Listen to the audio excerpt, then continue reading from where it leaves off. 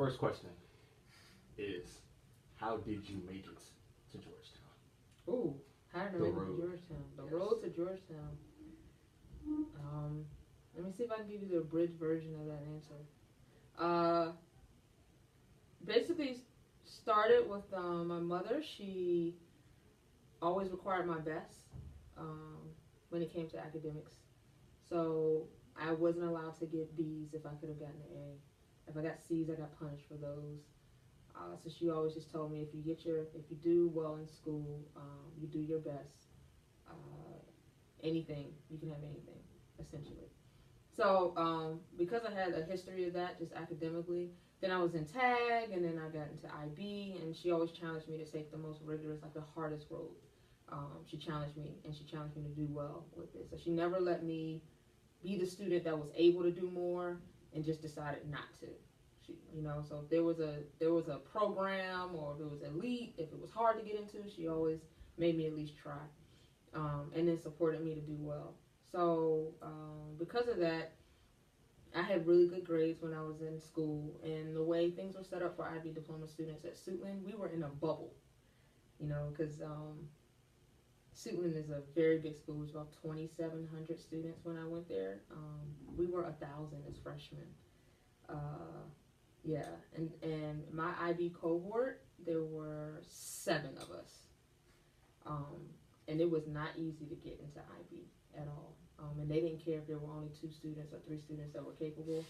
Only the students that were capable were going to be in the program, and we were able to be in classes that were really focused on rigor and focused on education. We didn't have a whole lot of distractions in class, and we had a lot of opportunities to grow. And we were challenged to do programs outside of the building so we could see what the competition would look like. And so I participated in a program called Presidential Classroom that took the top students from all over the nation, and we actually got to we stayed on Georgetown's campus for a week, and we got to tour the Capitol, and I actually met John McCain and Hillary Clinton, and we were the first group to tour the White House after 9/11.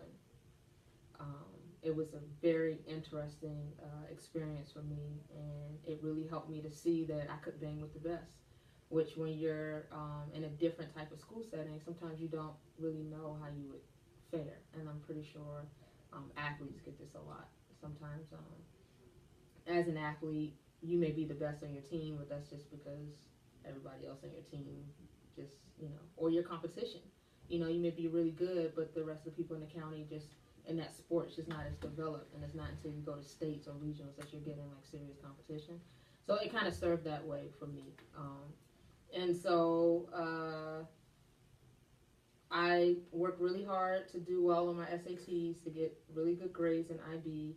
I also took the SAT too, and I was in a lot of programs. I knew I wasn't going to be one of those students that scored 1,600 on the SAT. Yeah, that just was outside of my reach, but I knew I was going to do pretty well. So my counselor told me that schools were moving more towards like well-roundedness of students being in activities, playing sports, doing well academically, but they were interested mostly in more well-rounded students. So I went to Georgetown, submitted my application, crossed my fingers, and I got an acceptance letter. I was really excited. But it didn't stop there. It's really weird because you get the acceptance letter, but there are other things that you need to be able to do. So when you get accepted at Georgetown, you got to pay like an $800 like retainer fee to retain your spot or something in the freshman class. And my mom didn't have that kind of money. So I had done all this work and, did all this, and $800 was going to be the difference between me going to my top school and not going. And I just had some really supportive people in my life that were able to pull together and get the money for whatever I needed to go to school. Georgetown had this really great program. They call it Community Scholars, and it's really for first-generation students and minority students because the type of campus you're going to, you have a lot of wealthy people. Like Eric Trump was in my government class freshman year, like stuff like that. And me, I'm from Carriage Hill. I'm from right outside the D.C. line, you never interface with people like that, and so they didn't want us. They wanted us to feel socially confident.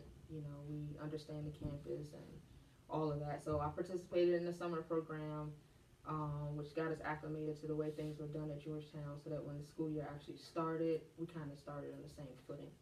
Um, and that's how I got there. Okay, another question. Mm-hmm. And so you said at Suitland, it was like there was only 7 kids in your IB court as a freshman, and there wasn't a lot of distractions in the classes. So basically, you're trying to say like the school kind of segregated the gifted students in like one class, like in honors classes and AP classes and IB classes and stuff like that, and kind of left the let me not say non-talented, but non-academically academically achieving students. Is that what you're like saying? Trying to say? For the IB program, because it is very specific, and only students that are accepted into the program can access those courses. In a sense, yeah, I wouldn't use the word segregated. Like they looked at a kid and said, you know, you're not smart enough, you can't be in here. You're smart enough, you can be. Not necessarily like that. We had something called an IB major. So for students where 7 IB courses was like just too much, or they were in other programs. I had students, because Suitland has a lot of programs. I had students that were in VPA, which is Visual Performing Arts. So they really wanted to be actors or actresses. They really wanted to dance and stuff. And their program, they came to Suitland for that. Like they were trying to go to Juilliard and all of that. But they were intelligent as well. So they wanted to take like the most rigorous English class that was available, or the most rigorous math class that was available. And so we opened up a way for them to access IB courses as well. So they're in another program, the Inter Academy of Finance, but they're taking the IB English class, the history class, and maybe like the math class. They were in TOK with us, you know, stuff like that. It's just that there were only 7 of us that had complete IB schedules. And we had to take health, we had to take like keyboarding, gym, like all those classes like I'm in with other people. But my junior and senior year, for the most part, no. My AP Calc class, I had other people in there too. But junior and senior year was all IB for the most part. How was the transition going from Suitland, a predominantly like black school, to going to Georgetown, predominantly white school? The socioeconomic level is completely different. Like, how was that? That's a good question. Okay, so I think the transition for me was a little bit easier because of the school that I'm coming from. So I grew up in a neighborhood, like in a low-income neighborhood, but when I was like in first grade or something, they had some test, and I tested really, really high, and they determined that the elementary school that I was in wasn't a good fit for me, because in the first grade, I was going to the 3rd grade class for math and like the 4th grade class for English. Like I would leave, like when we had reading time or whatever, I would leave and go to their classes, in like 1st and 2nd grade, and I'm mischievous. I still am mischievous. So if I was bored, I would get into trouble. I would distract people. I would talk about my teacher. I would do all kinds of stuff because I was bored. They weren't giving me hard enough work, and I kept getting in trouble for that. And they finally kind of realized, like, oh, she needs, you know, more things to do. So because of that, I got put into the TAG program, but the only TAG school was in Accokeek, which is, you know, a rock stone away from Charles County. So I live in Carrickhill, live right on the southeast line, and I'm bused every day 45 minutes to Accokeek. And my school, which was Eugene Burroughs, is academic, which is Henry Ferguson, it's Accokeek Academy now. It was mixed. It was a good mix. You know, you had whites, you had blacks, you had all kinds of people there. And so we, at recess for us, it wasn't just like basketball. We played soccer. We played like all kinds of different things. And then so when those people have birthday parties and stuff, you're going ice skating. You're doing a lot of different things where none of my friends from around the way did that, you know. So it exposed me to just different things, different cultures, helped me to be more open-minded. I came back and decided to go to Suitland for IB. Suitland's not my neighborhood school, it's Potomac. And so I decided to go to Suitland for the IB program. And so because I had that in my background from 2nd to 8th grade, I went to school with white people, like all of that. When I got to Georgetown, it was not a big deal. What inspired you to become as global-minded as you are now? Like how you travel the world, like you just go spend the weekend in France and then come back. Like what inspired you to do all that stuff like that? Oh, it's addictive. It happened sort of on accident a little bit.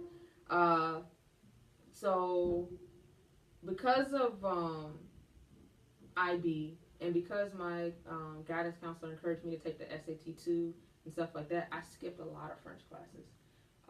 And I didn't really care about French. I just wanted to be fluent. If you guys have, you have parents that say, oh, I took French or Spanish for like 4 years, I don't remember anything like that. I just didn't want that to be my narrative. So I said, I'm going to keep at this language until I get it. So I'm at Georgetown, getting A's in French. I still can't speak a thing. You have a conversation with me, I'm freezing up. So my dean one day, he said, I think studying abroad would be good for you. And I'm just like, how do you expect me to go and I can't even have a conversation? I can write a paper, no problem, but I can't have a conversation.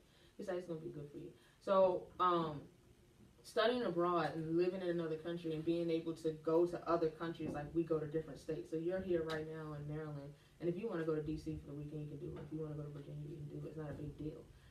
It's the same thing there with countries, though. So if my friends and I were bored, we don't have anything to do today, we'll take the train and go to Belgium. We'll take I'm hungry, I'll take the bus, 10 minutes, 15 minutes, I'm in Germany. So it was nothing, but it is something, because it's a new world, completely different world. Like the way things are done in this country and that country, just completely different, which you don't really see so much when you're just going to like adjacent states here in the United States. And it really opened my eyes. I came to France with all the things that black people don't do. I was that girl. I was like, black people don't ski, black people don't eat raw fish, black people don't, stay in hostels. Have you seen the movie? Like, this is why you white people always die all the time in movies, because you got so nosy. Like, I would just say all this, and black people don't do this, and black people don't do that, because I was the only black person that was there. And they were like, no, it's really good, Andre, like, try it. And I'm like, well, I'm not paying for it. They're like, no problem. So I tried sushi, fell in love with it. I love sushi. I'm a sushi snob now. Skiing, not a problem. When you're right there and the Swiss Alps are right there, like how many people can just say they did that? Fondue, I hadn't had fondue before, and they made it a big deal. And I was like, I've never had it before. They're like, oh my God, tonight, Fondue, we're doing fondue, like stuff like that. And when I tried different things, even if they had to pull teeth to get me to do it, and realize, like, actually, like, that's not that bad. Like, okay, like, I can do that. It helped. It helped a lot. And when we travel to different countries and they're suggesting that, I want to stay in a hotel, that's what you do. You travel, you stay in a hotel, and they want to stay in a hostel. And I'm like, the movie just came out, we're going to die. I don't want to die. And it was a really good experience, After that, you come back to the United States and you realize that sometimes here in the U.S., though I really love my country, we tend to get distracted a lot. And other countries do some things better than we do.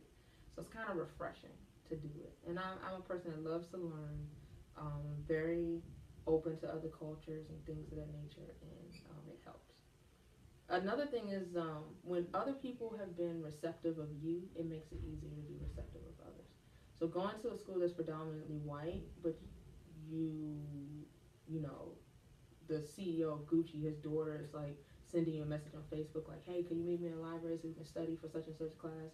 And she's not, who her dad is, and I'm not the poor girl. We're two kids in the same class that's trying to get an A. You know what I mean? Like, it makes it a lot easier to do.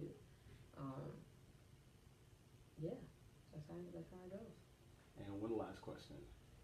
I've heard you say since my freshman year that you love being an educator, but there's more that you want to do with your life. So can you just talk about that next step that Miss Andre Brown wants to take? Yeah, so I never intended of being a teacher. It happened on accident, and I mean really on accident. And I always joke that I try to quit every year, but I really do. And it's not because I don't love my students. That's why I've been here so long, because I fell in love with you guys.